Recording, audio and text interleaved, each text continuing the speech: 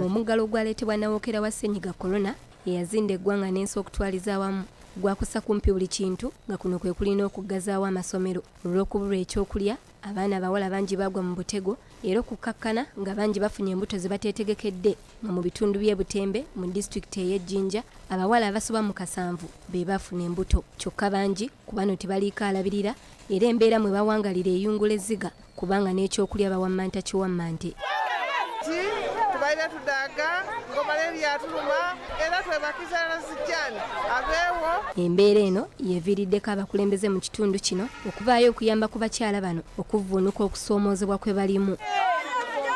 Enteekateeka eno ewomeddwamu omutwe omubaka w'ekitundu kino David Livingstone Zijani era ategeezezza nti abatuuze bakulembera be bamu ku bannayuganda abaakusibwa omuggalo naddala abaana ab'obuwala bakuno kussa n'abakyala nga y'ensonga lwaki ye ng'ayambibwako ekitongole ki God's Grace Ministries basazeewo okukwata akatono ke balina okubadduukirira nabo okubaawo.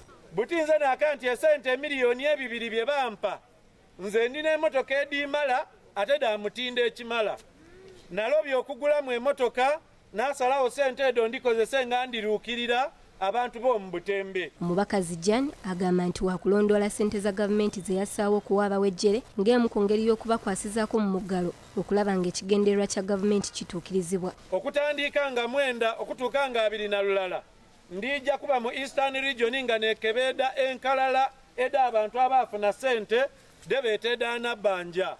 Abakyala baweereddwa obutimba obusoba mu 3,000 nga kuno kussa n'emmere n'ebintu ebirala ebikozesebwa mu bulamu obwa bulijjo. Era omusuuda gw'ensiri guno omusuuda gw'ensiri n'okasinze okuyita abaana mu Uganda muno n'okusinga ne siriimu n'okusinga ne COVID. Doreen Nakajiri ne Paul Isabirye, BBS Terefina, Gambuuze.